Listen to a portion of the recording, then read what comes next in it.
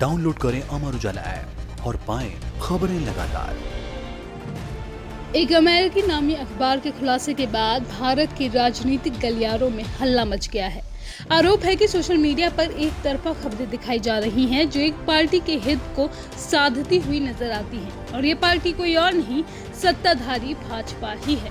इस रिपोर्ट के आने के बाद कांग्रेस भी कोई मौका नहीं छोड़ना चाहती है। लिहाजा कांग्रेस के पूर्व अध्यक्ष राहुल गांधी ने रिपोर्ट के आधार पर भाजपा को कटघरे में लाकर खड़ा कर दिया।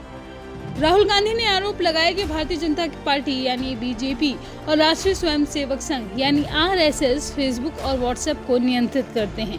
वे इसके जरिए नफरत फैलाते हैं। इसके जवाब में केंद्रीय कानून मंत्री रविशंकर प्रसाद ने ट्वीट कर राहुल को खरी खोटी सुनाई। अपने ट्वीट में उन्होंने कहा, जो लूजर स्वयं अपनी पार्टी में भी लोगों को प्रभावित नहीं कर सकते, वे इस बात का हवाला देते रहते हैं कि पूरी दुनिया को बीजेपी और आरएसएस नियंत्रित करती है। राहुल गांधी को निशाने पर लेते हुए रविशंकर प्रसाद ने कहा कि वो कहते रहते हैं कि पूरी दुनिया बीजेपी आरएसएस से नियंत्रित है। चुनाव से पहले डेटा को हथियार बनाते हुए आप रंगे हाथों पकड़े गए थे। कैम्ब्रिज एनालिटिका फेसबुक से आपका गठजोड़ पकड़ा गया है।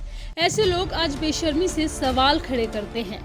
रविशंकर प्रसाद ने कहा, तथ्य यह है कि आज सूचना और अभिव्यक्ति की स्वतंत्रता है।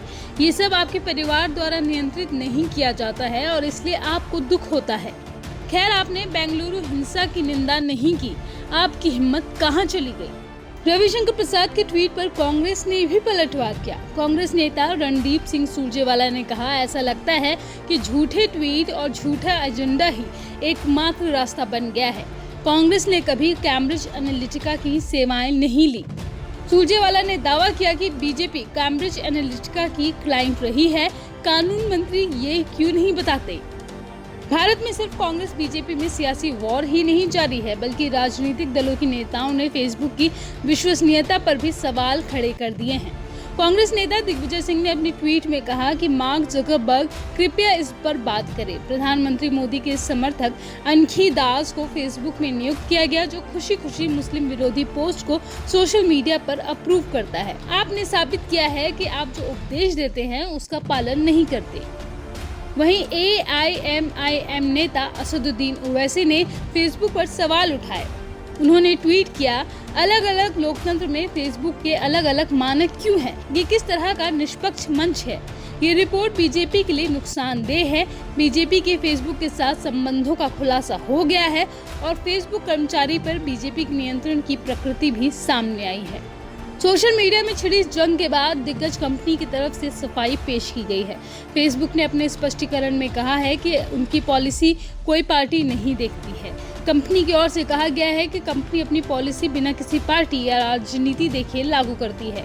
कंपनी के एक प्रवक्ता की ओर से कहा गया है, हम हेट स्पीच और हिंसा भड़काने वाले कंटेंट पर रोक लगाते हैं और हम अपनी नीतियां बिना किसी पार्टी या फिर राजनीतिक संबंध या पोजीशन देखे लागू करते हैं। हमें पता है कि हमें अभी बहुत कुछ करना है, लेकिन हम इन नीतियों को लागू करने और अपने प्रयासों को नियमित आकलन को लेकर प्रतिबद्ध हैं, ताकि निष्पक्षता और सटीकता बनी रहे।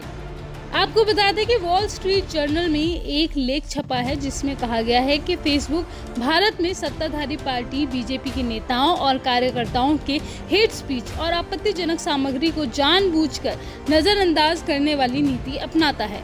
लेख में फेसबुक के एक अधिकारी के हवाले से ये भी कहा गया है कि बीजेपी कार्यकर्ताओं को दंडित करने से भारत में कंपनी के कारोबार पर असर पड़ेगा।